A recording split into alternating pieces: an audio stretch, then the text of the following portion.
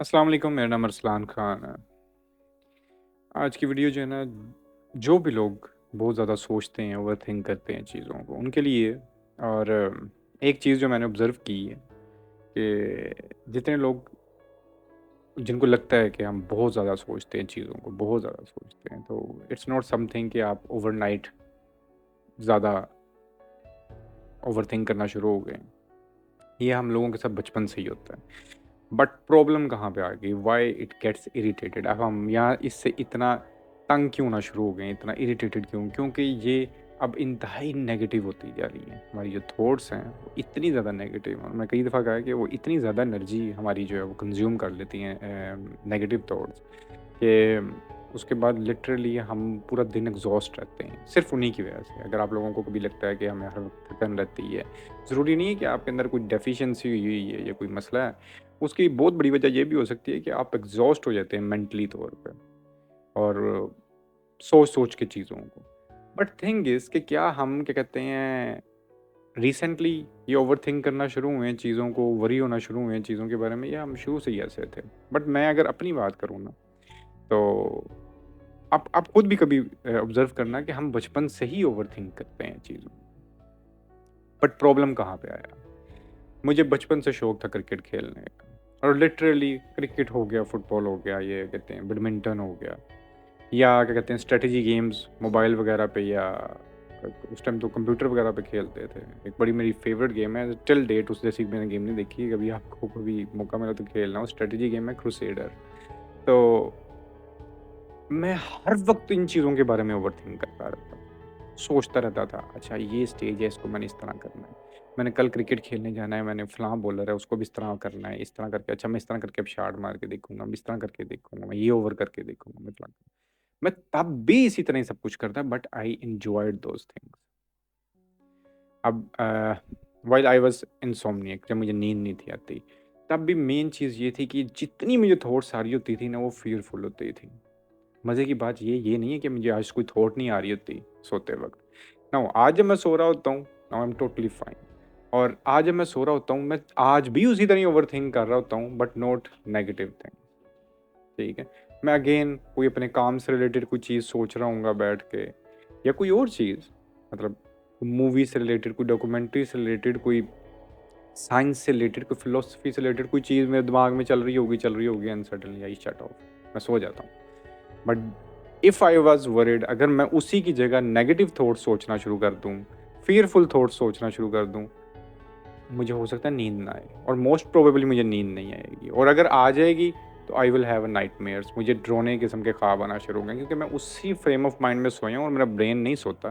मैं पहले भी बोला कि हमारा ब्रेन कभी सोता नहीं है, वो नींद में भी काम कर रहा होता है, और नींद में फिर वही है कि कहते हैं आप जिस तरह सोए हो उसी किस्म के आपको ख्वाब दिखाना शुरू कर देगा। तो जो सबसे बड़ी रीज़न हमारे नाइटमेयर्स की होती है ना, जो जिन लोगों को डरावने ख्वाब आते हैं, उसकी वजह यही है कि आप एंग्ज़ियस हो, पूरा दिन एंग्ज़ियस हो, ब्रेन एक ही लूप के अंदर है। सो गए तो वो बेचारा वही काम करता रहता है बैठ के। सो क्या कर सकते हैं? आप शट ऑफ नहीं कर सकते। आप अपनी ओवरथिंकिंग का, जो आपको बचपन से आप हो, ठीक है? यू आर ओवरथिंकर, और आप चीज़ों को इंटेंसली देखते हो, सोचते हो, you are not, there is nothing wrong with this, ठीक है? और आप जिन चीज़ों के बारे में वरीड हो, वो चीज़ें एग्ज़िस्ट करती हैं इस दुनिया के अंदर। बीमारियाँ, मौत, फाइनेंशियल क्राइसिस, बेतहाशा चीज़ें जो हम सोचते रहते हैं हर वक़्त बैठ के, ऐसे तो नहीं हो गया, वैसे तो नहीं हो गया, वो सब कुछ एग्ज़िस्ट करती हैं, दिस इज़ हॉरर। बट क्या सिर्फ़ वो ही एग्ज़िस्ट करते हैं, और क्यों हमारा दिमाग उधर ही फँस गया? कई दफ़ा मैं कहता हूँ ना, जिस लोगों को हाइपोकोंड्रिया हो जाता है ना, हेल्थ एंग्ज़ायटी, हमारा दिमाग हमारा जो दिमाग है ना, हमारी बॉडी के अंदर ही रहता है। अच्छा, इधर कोई टिंगलिंग हुई है, मुझे लगता है इधर कोई बीमारी आ गई है, गूगल करो, गूगल कहेगा जी आपको तो मैक्सिमम लेवल की कोई बीमारी होगी। आप फिर वरीड होना शुरू हो जाओगे, क्योंकि आपका ब्रेन स्टक हो गया उसी जगह पे। इसी तरह हमारा ब्रेन स्टक हो गया नेगेटिव थॉट्स के ऊपर। नाउ करना सिर्फ़ ये होता है कि इसको आहिस्ता-आहिस्ता आपने डाइवर्ट करना होता है। मैं एक छोटी-सी मिसाल देता हूँ, फूड फॉर थॉट जो है ना, आप लोगों को आज देता हूँ।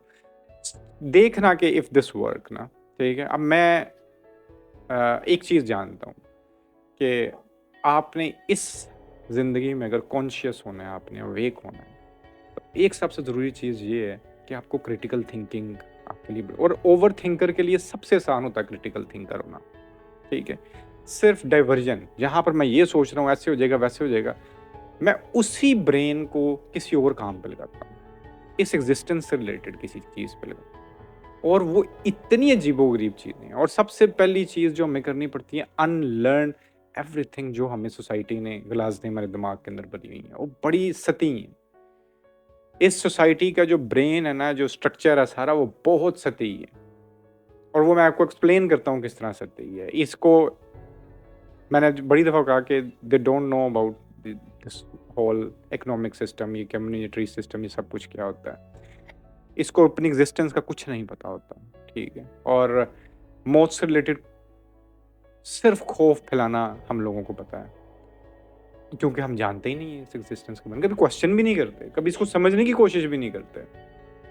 अब समझने की कोशिश में एक छोटी-सी मिसाल देता हूँ मैं, अब इससे पहले कि बात ड्रैग हो जाए और कन्फ्यूज़ हो जाए, कि एक बड़ा प्यारा सीन था लूसी मूवी का। उसमें वो बोलती है कि ये जो पूरी कायनात, ये जो पूरी एग्ज़िस्टेंस है ना, ये सिर्फ़ टाइम की वज़ह से एग्ज़िस्ट करती है और उसकी वो एक मिसाल ऐसे देती थी कि अगर एक गाड़ी है, वो इस तरह जा रही है 1 दफ़ा, 2 दफ़ा राउंड में सर्कल कर रही है, कर रही है, कर रही है, कर रही है, उसकी स्पीड तेज़ करते जाओ, करते जाओ, करते जाओ, करते जाओ, करते जाओ, वो आहिस्ता-आहिस्ता विज़िबल होना कम हो जाएगी और जब उसकी और तेज़ कर दोगे ना स्पीड, एक टाइम आएगा वो गायब हो जाएगी।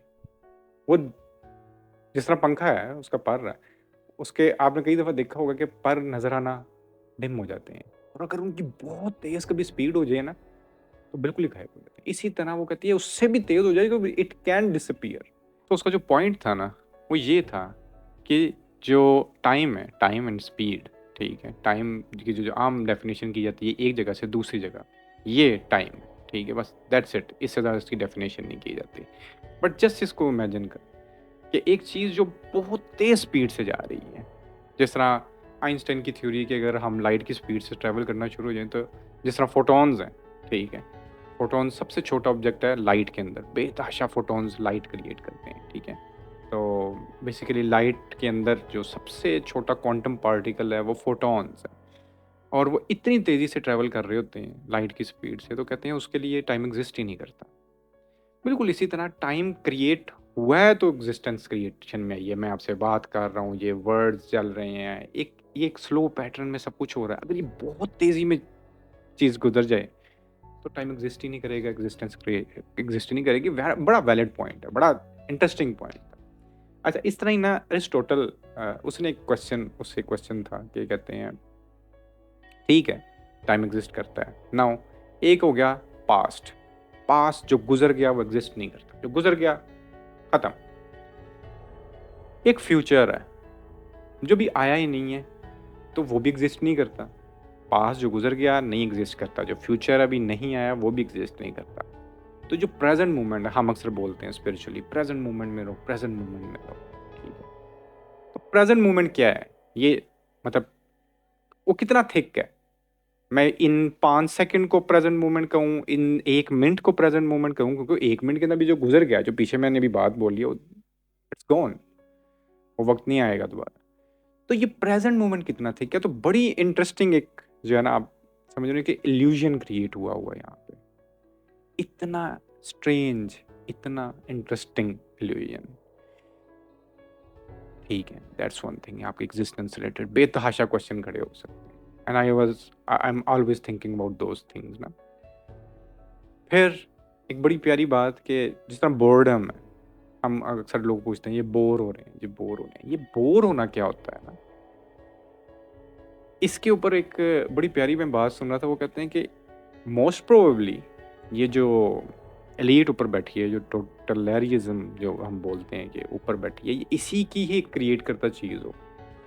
दे want you to spend money, ठीक है? आप इस सिस्टम को सपोर्ट करते रहो और वो सपोर्ट किस तरह करोगे? अगर आप if you are doing nothing, bore हो गए आप। आपका ब्रेन उसने वो ट्रेन किया, कंडीशन किया कि if you are doing nothing, आप बोर हो गए। You should have to do something. क्या करो?